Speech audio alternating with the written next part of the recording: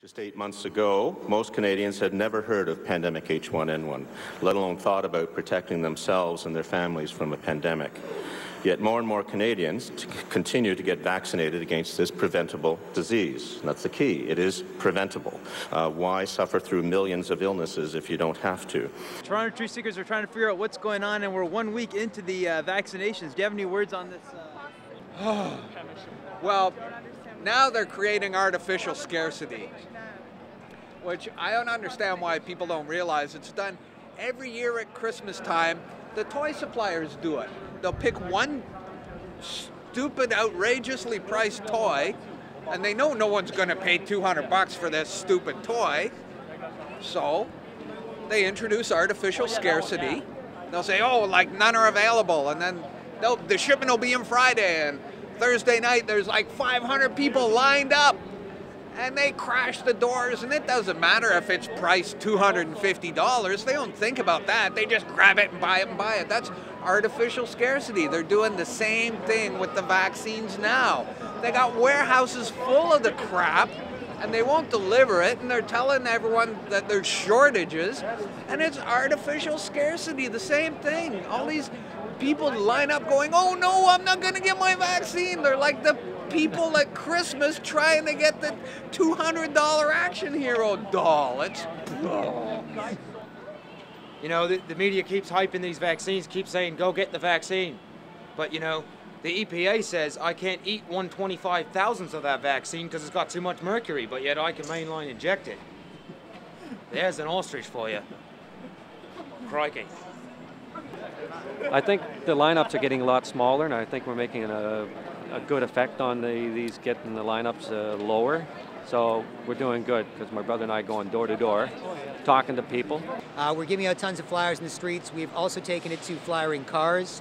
And we're doing things like we're going through parking garages, we're going on the streets, we're passing by different people. Speaking about the Public Health Agency of Canada and my role, perhaps public health is best known in terms of, as I like to refer, over the work in responding to infectious disease outbreaks, we are, or plagues and pestilence are us.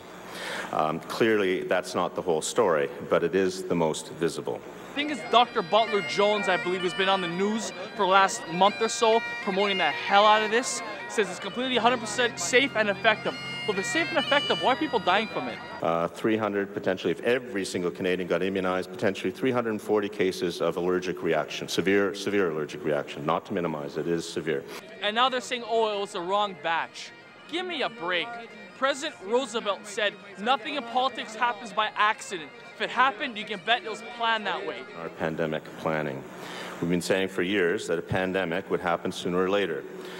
So if that quote comes from a president, and I think 32nd and 3rd degree Freemason at that too, you can pretty much bet anything that you read on the news is all put there for your consumption. There's tons of stuff in the newspaper, microchip to stop cancer. I just mentioned this, my man the other day called me, he's like... Reverse psychology to get everybody wanting to get the vaccine. Yeah. Oh, I can't get this. Can I get the shot in time? Can I get the shot in time? Oh, let's break through barriers to get the vaccines in time. What's happening? You're 11 years old, you're in a school in North Toronto. What is happening? What are the kids saying about the swine flu, the H1N1? Please let us know. Because there have been years of this type of propagandistic crap that's gone into this type of mass vaccination campaign. Well, a lot of the kids in my, now about like, I'd say 40% of them will say, well, I mean, I'm a healthy kid, I don't need it. Or they will say, well, my friends have been telling me swine flu vaccine's bad. Or they will say, well, my mom says that you don't need it because you don't know what the side effects could be.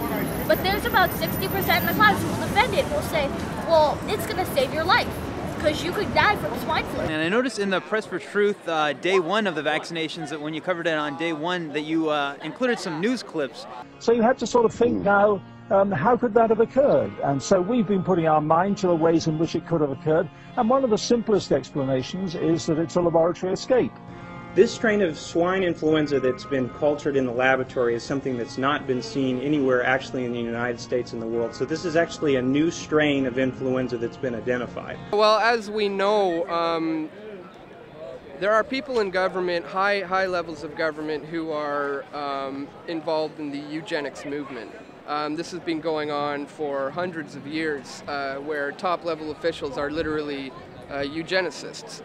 So that is where a lot of the problems arise there. Just circulating information. A couple of years ago,